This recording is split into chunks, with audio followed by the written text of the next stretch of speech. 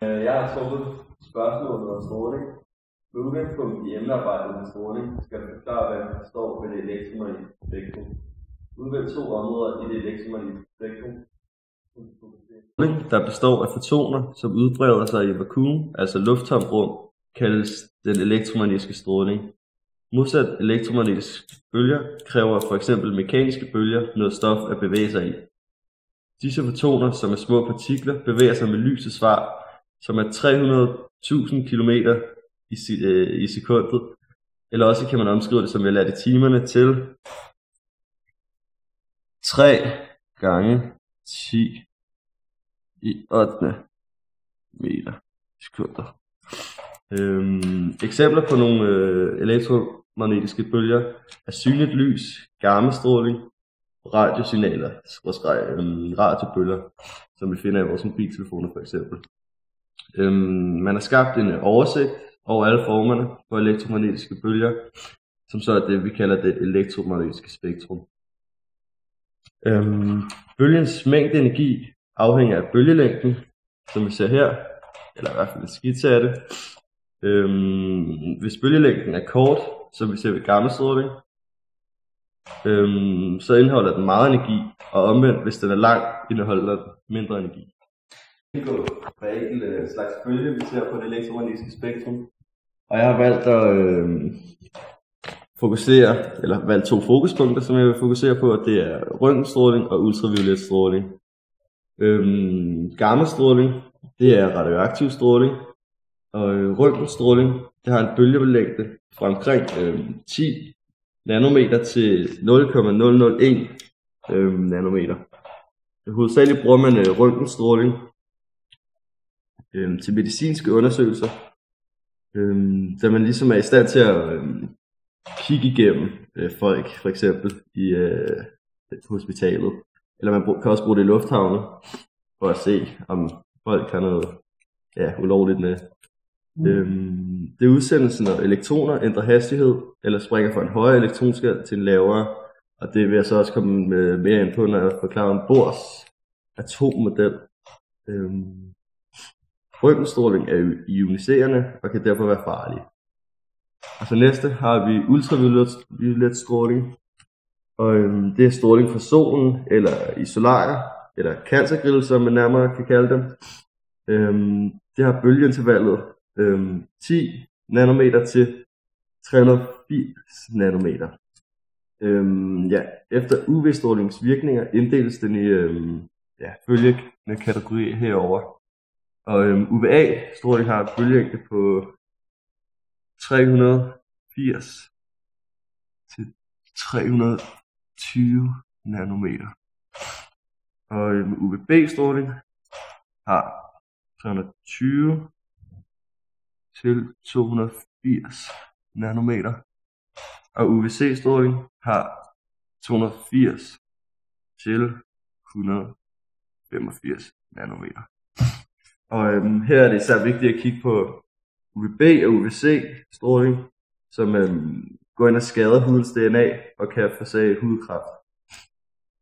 Og så den næste har vi synligt lys. Det er det menneskelige øje er i stand til at se, ligesom her og hernede. Og så har vi infrarød stråling. Ja. Og det er det, man finder i fjernbetjeninger og i nogle mobiler. Og så har vi mikrobølger, som er pudsigt nok af den type stråling, der er i mikroovn for eksempel. Og så har vi radiobølger, som er de bølger, man sender ud af eventuelle radioer og mobiltelefoner. Med Bohrs atommodel i timerne, og det vil jeg gerne forklare lidt om. Bohrs atommodel, som vi ser her, benyttes til at forklare lydudsendelse fra atomer. Man opfatter atomer som positiv kerne med negative elektroner. Modellen består af en masse skaller, hvor elektronerne svømmer rundt i, som vi ser her. Og elektronerne kan derfor ikke være i en tilfældig afstand fra kernen. Elektronen har en bestemt energi i hver skal, og skal enten afgive eller modtage energi, hvis den springer til en anden skal. Og man bruger så 2 udtryk, absorption og emission. I absorption, for at en elektron kan springe til en skal med højere energi, kræver det, at den ligesom får tilført noget energi, som her, hvor man ligesom kan lyse på atomet, hvor der kommer nogle fotoner til. Det gør så, at elektronen så springer til en skal med højere energi. Og emission, det er ligesom omvendt af absorption, hvor fotonen frigives herover, og så kan den så springe hen til en skal med mindre energi. To former man bruger til elektromagnetisk stråling. Og jeg vil så også komme med på et regneeksempel. Og opgaven lyder på i en røntgenundersøgelse af en arm sendes stråling med en samlet energi på 0,1 megajoule mod et område på armen. Hver foton, som udsendes fra røntgenapparatet, har bølgelængden 5,0 gange 10 i minus 11 meter.